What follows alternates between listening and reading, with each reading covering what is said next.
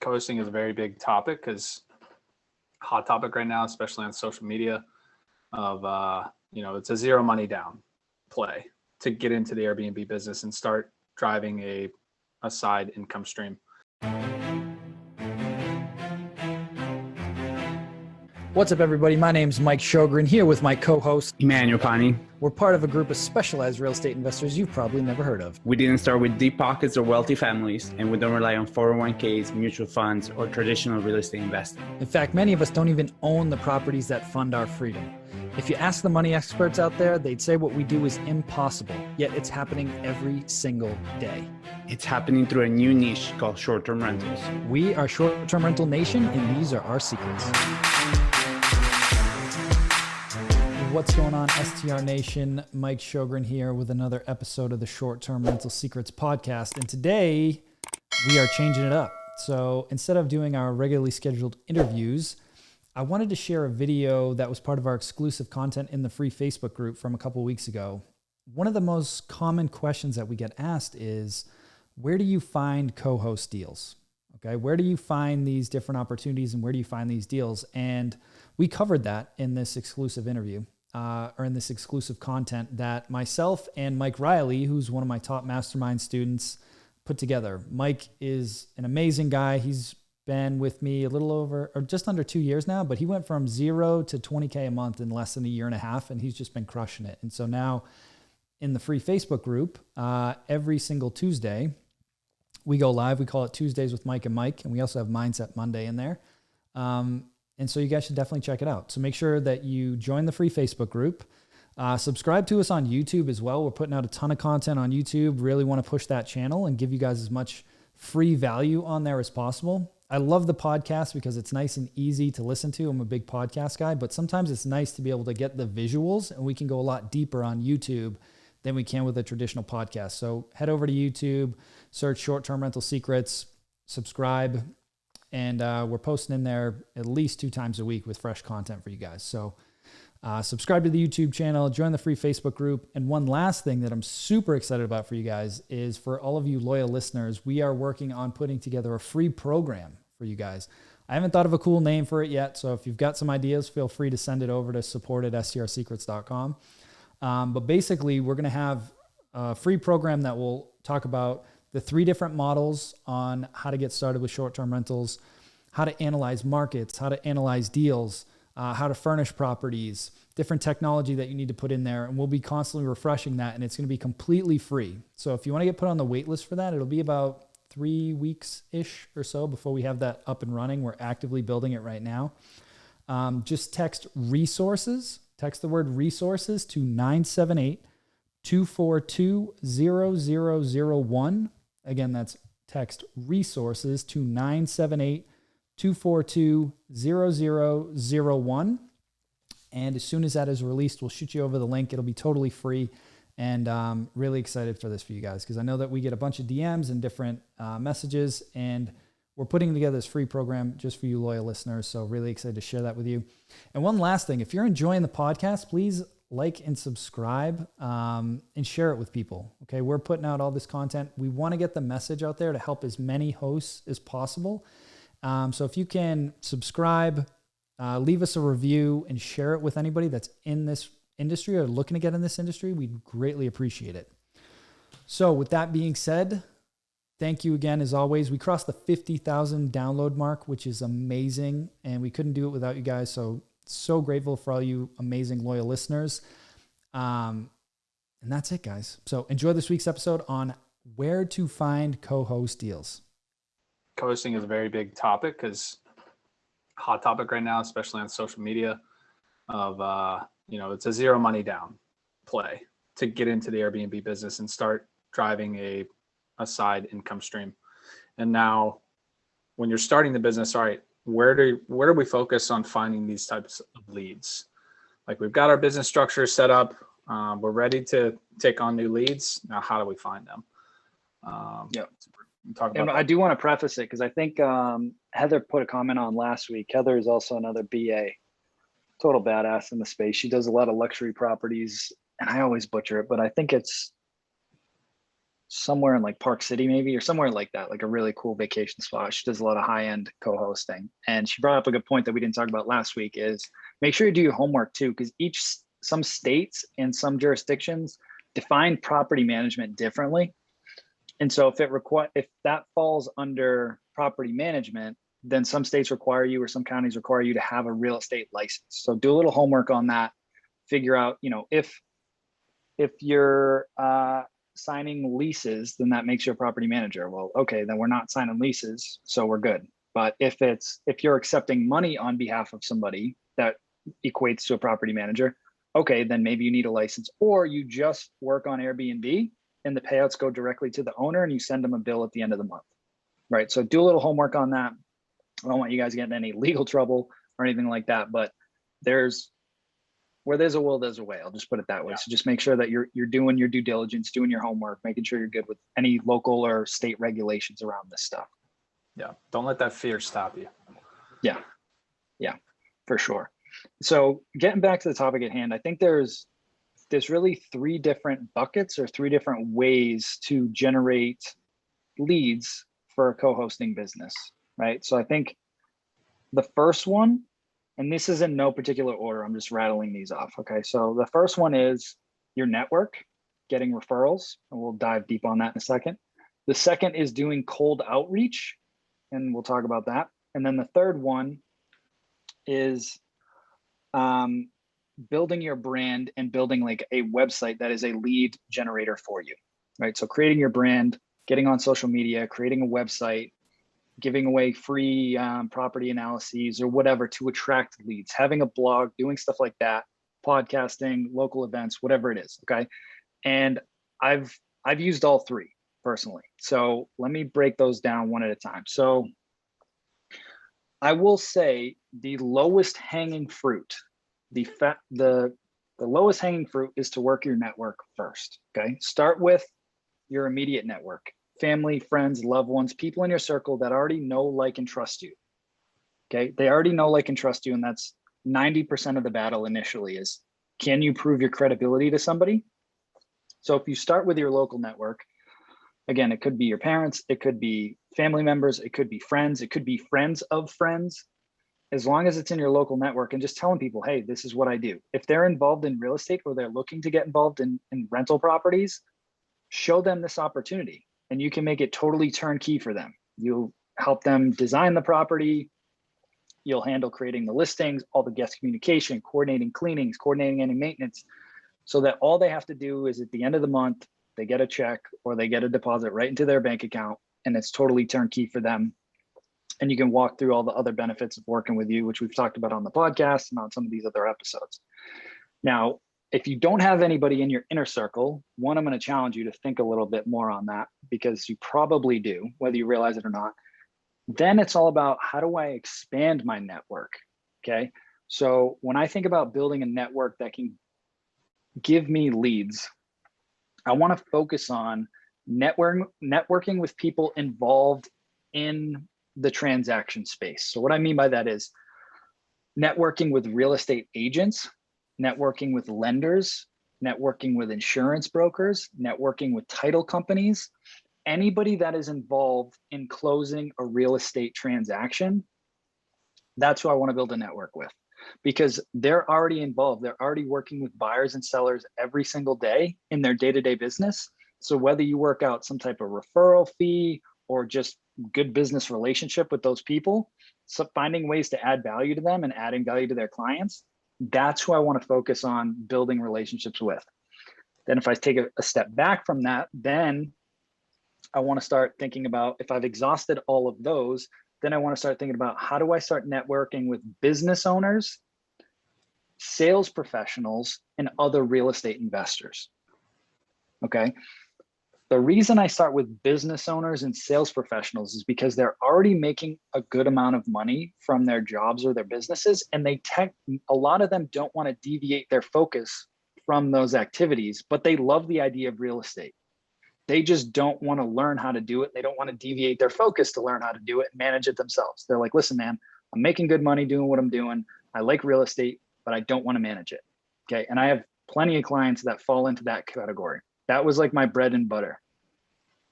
And then working with current real estate investors, that's another great avenue if you go for the right types of investors. And what I mean by that is a lot of, call them the mom and pop investors. There's a lot of like DIYers out there that they'll go out, they'll buy a duplex or a 3-family or single family home. They're used to managing it. They're used to fixing everything themselves. And they like that control, whether they realize it or not. Okay. And so you coming in there and offering to do it, especially at the fees that we charge, it's substantially higher than a regular rental because there's a lot more activity involved. You know, we charge 25%, where a lot of typical property managers charge 10% for long-term rentals. Sometimes that's a hard sell, or it's hard to get them to invest what they need to invest into the furnishings and the updates in the property because they've been conditioned over time as a long-term buy and hold investor to fix it up to the bare bones of what you need in order to rent it out to maximize your cash flow. With short-term rentals, you need to go above and beyond that to really make the property stand out. So it's a different mindset. So if I'm targeting real estate investors now, I'm looking for people that maybe own property, but also have another business that is taking up their focus and they just want to be completely passive. And they're just like, listen, man, just go and maximize my returns, take care of my assets. I don't want to be involved. So I don't want to focus on the DIYers. I want to focus more on the higher level, like business owners that like real estate or already own real estate. So there's a big distinction there. Okay. And then beyond that, I mean, you can go down a bunch of different rabbit holes, but that's what I would start with. Family and friends in your inner circle, then people involved in the real estate transaction world, agents, lenders, title companies, attorneys, brokers, like all of those that are already involved in the real estate transaction world. And then business owners and salespeople and current real estate investors. So that's how I would start, with those 3 rings to build your network. And it doesn't happen right away most of the time. Sometimes you get lucky, you meet the right person at the right time. But if you foster those relationships and build genuine relationships and friendships with these people over time, that's going to be a continuous referral basis for you over and over and over again.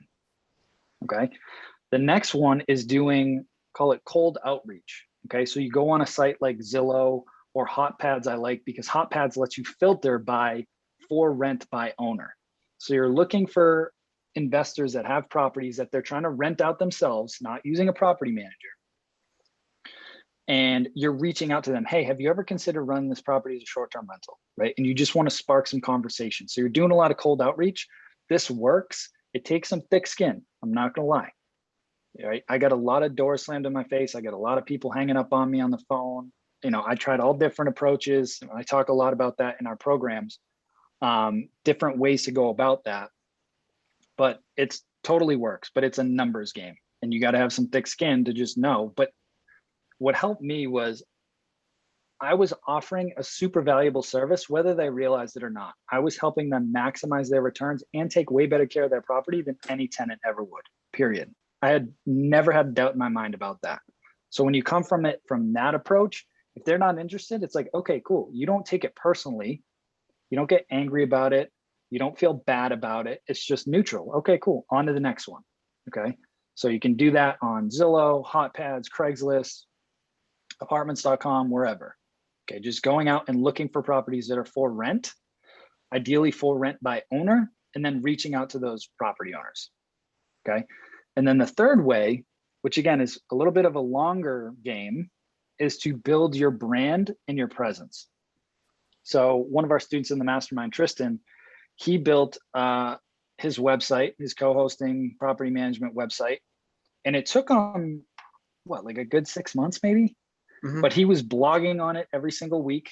This is what he knows. Like, he's a web developer, he's an SEO guy, so he understands that game. So he was like, you know what, I'm going to focus on what I know. And he built a really beautiful website that adds a lot of value to people that are interested in getting into short-term rentals. And over time, he started to generate leads from that website. People reaching out through his contact forms, all these different things. But it took a little while, right? He was posting on blogs. He was putting out fresh content on his website constantly and refreshing it and refreshing it and refreshing it. And then eventually he started to get leads. And now he's, I don't know, I think he's at like 9 properties or something. And it's just taken off. But it took some time to get to that point. Mm-hmm. Another way to do it, which I did at the beginning, was I held a local meetup. I think I called it like Airbnb Mastery or something like that a few years ago. And I would post it on meetup.com. I'd post it on Bigger Pockets. I'd post it on my Facebook page, wherever. And the goal was to get as many real estate investors or aspiring real estate investors in the room and let me educate them on the benefits of short-term rentals. Okay. And again, I did this for 5 or 6 months, every single month. And there were a couple months that literally not a single person showed up. Zero. It was just me with a pop-up screen and a projector and all this fancy stuff. And it was just me. And was I a little embarrassed? Yeah, I was. But I was like, okay, I'll be back next month. I'll see you guys next month. Thanks for the space. Right. And I just kept doing that. And I got a couple leads out of that. Like I did. Another way is, putting content out on Instagram, Facebook, LinkedIn. You want to start a podcast? Cool. I get tons of leads from my podcast. But again, it's a long game. I've been doing that close to a year and a half, maybe not quite that long. Definitely well over a year. Every single week, new content, and then chopping it up and putting on YouTube and Instagram, Facebook and LinkedIn and everywhere. But it's playing the long game. And so those are really the 3 different ways. And then as you get properties, Mike, I want you to talk about this real quick. As you get properties, then you can work your teams to generate you leads like you did with your cleaners. So why don't you highlight that real quick? Because I think if you have a property or two and you have a pretty good relationship with your teams, is another great way to generate leads.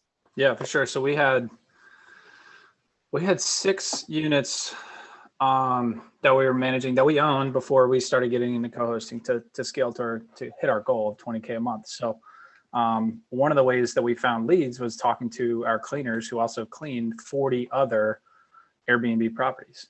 So we asked them like, hey, do you guys know anyone that you're cleaning for already that maybe doesn't like managing the Airbnb side or doesn't like managing their operations or is not managing it well, that we could potentially talk to and maybe help them out? Like maybe we can help them implement Smart B&B or Hospitable, or we can help them implement Price Labs or something like that, and just open up a conversation. And then, our cleaners got back to us and said, yeah, we have 15 properties that are on Evolve, which is Evolve is one of the major property management companies that are out there. And Evolve is not good. They're not working for us. They don't handle our Airbnb claims very well. They don't communicate well with the guests. The check-in instructions are not very good. So there's different ways that you can work that network, like you said. Cleaners, let's say anybody else who is really touching the short-term rental industry. I mean, you could even talk to your exterminator when he's over at your house and say, hey, which other houses around here are Airbnbs? The way that we found our first co-hosting opportunity was we actually went to our family and friends and said, hey, we have 6 units on Airbnb now. What we want to do is start managing for other people and helping them out. So we told everybody, hey, we're starting an Airbnb co-hosting business. We're partnering with hosts or investors, landlords, to help 2 to 5x their returns by switching their long-term rentals to short-term rentals. And that was kind of it. That was the whole pitch. And it probably took 6 weeks. I had a buddy who was also an Airbnb host. He called me and said, hey, I've got someone who asked me to host for them, but we're not really into the co-hosting thing. So why don't you talk to him? And that's how we found our first. Our second came to us from our neighbor, from our first property that we listed on Airbnb. So they moved in and they said, hey, do you know a short-term rental, management company? And we said, yeah, absolutely. We do. In fact, we know them really well. And then the third, fourth, and the fifth, which is actually coming with 4 units, all came from real estate agents. So my wife's a real estate agent in North Carolina, and she's building a brand and building the network, and everybody knows that she makes a lot of money on Airbnb. So they're asking her all the time, like, hey, how much would this property make? Hey, how much would this property make? Hey, this property is up for sale. Would it be good for an Airbnb? So just getting out there and networking with real estate agents, I think, can bring in a ton of leads. Even if you have 0 experience in this business, if you can network with some of those investors, other landlords, but also real estate agents or insurance agents, mortgage lenders that are really primarily in vacation markets, the leads are endless. We went from 0 to, it's going to be now 8 co-hosting units in what, 6 months, Mike? Well, no, less than that. 5 months when we started telling people that we were doing co-hosting. So the leads are out there. It's getting your brand, stepping out of your comfort zone, telling people what you're doing, and then providing good service too. Like people tell people the service they're providing and how much money that the hosts are making as well. 100%. And I think one of the things that you said, I do want to highlight, and this is probably the scariest part, is you have to be okay putting yourself out there, whether it's through a website, through social media, picking up the phone, sending emails. It's all about planting seeds, and you have to get out of your comfort zone. I was guilty of this for a long time. And then I just got to the point that I was like, I need to shift my identity. When people ask me what I did, years ago, I would always say, oh, I'm a CPA, right? That was just the default thing that I'd puke out. And then I'd have to consciously stop that and say, I'm a short-term rental investor. And then people are like, what does that mean, right? Or I'm a professional co-host, or some term that would be like, oh, that's interesting. What is that? And I told everyone, like my boss at work knew what I was doing. Like my coworkers knew, my family, my friends, like everybody knew what I was doing. And that's a huge part of it, that you have to be okay putting yourself out there. It's all planting those seeds. And the more seeds that you plant and nurture and water, guess what? The more leads grow out of that. It's that simple. So be okay putting yourself out there, going out when you're going to networking events. Don't tell people what you do for your day job. Nobody cares. Or you shouldn't care.